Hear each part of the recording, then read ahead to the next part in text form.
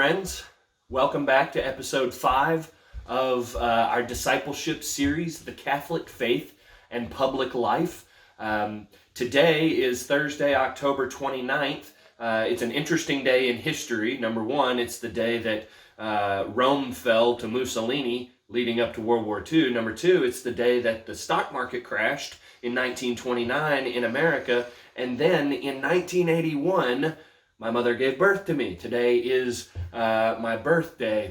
So it's a real joy that I actually get to talk about these things on my birthday. And so I hope that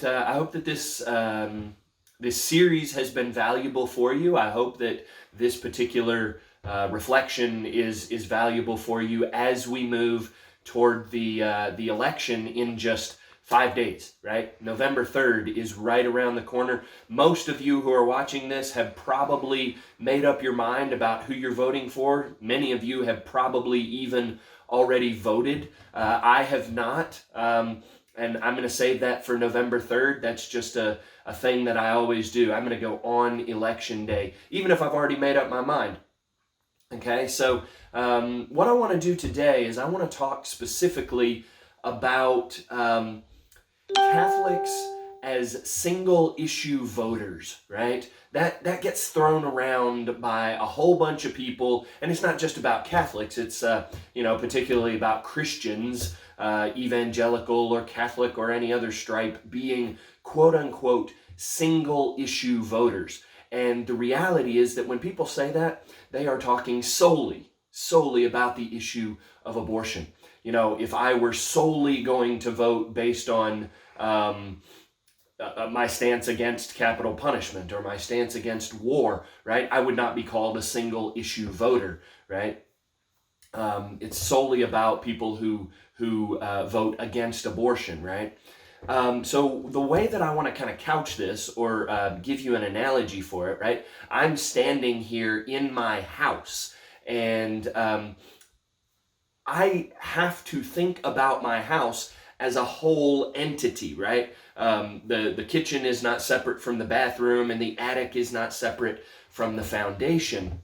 And yet, as I think about my house, there are clearly things that are more foundational, more essential to the house remaining standing than others. And that's what it is like when we particularly as Catholics, approach issues and approach voting.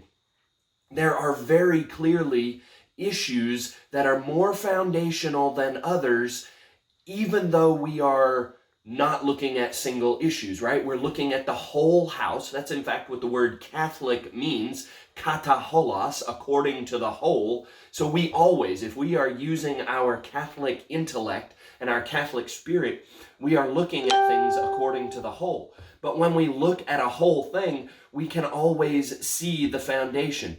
And when it comes to voting issues, right, particularly issues that we consider, right, there is a very clear foundation or a very clear hierarchy. And the issues of the right to life and the respect for human dignity are the very foundation. Without that foundation, everything else crumbles. So we cannot be focused on feeding the poor and criminal justice reform and any of those things without respecting the dignity of every human life from conception to natural death, right? Which is again why we are certainly against actions that deny human life. And yes, that doesn't just mean human life in the womb. It means at all phases. But we have to have life. Without life, none of those other rights, none of those other things matter. Okay? So that's thing one. And then what I wanted to do is I wanted to point, because it's my birthday and because I have a great devotion to America's Bishop Fulton Sheen, I wanted to point to something that he wrote. And so on my bookshelf, I have this special book. It's called On Being Human. It's a collection of his essays that was published after his death. And in it, one of the articles is called A Primer on Politics. He writes about the ways that Catholics ought to be thinking about politics. And what he does here is the very first thing he writes about is the family. The family, he says, is a community prior to the state. And this is one thing that has definitely been forgotten in our political discourse in recent years. The family has to be protected. We need to have a proper and true definition and understanding of family as part of our whole understanding of ways that we should vote, right? So as I said in previous episodes, we cannot vote for candidates or parties that would undermine the true and proper definition of family, right? Which is nothing other than a unit of people founded on the sacrament of marriage, right? One man, one woman, till death do they part. And Fulton Sheen reminds us that the family, the issue of the family, is the kind of primary political issue, because it comes before issues of politics, right? And then he goes on to write about not accepting government encroachment, right? That families need to be able to care for themselves and take care of themselves. And what we see in America is a lot of government encroachment on the operations of family and the operations of lots of things.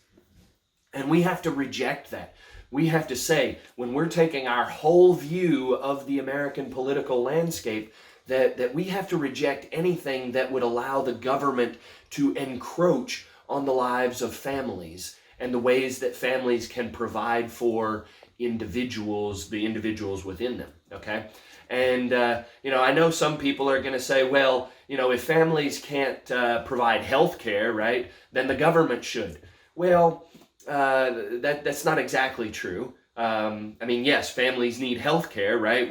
My family is very blessed that we have health care. But it's not always the government's job to provide that, right? Again, the principle of subsidiarity tells us that that thing ought to be taken care of at the lowest possible level, right? So maybe there's a church community that can take care of that. And I know healthcare is a big issue, and it's not always easy to have those conversations about small communities. Sometimes it has to be done on a much larger scale, right?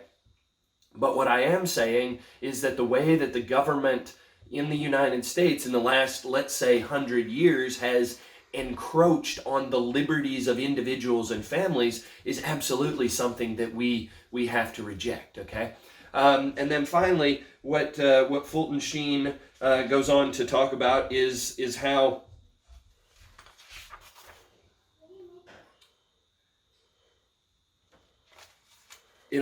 we need virtuous people, right? The more evil people become, the more the state has to step in, right?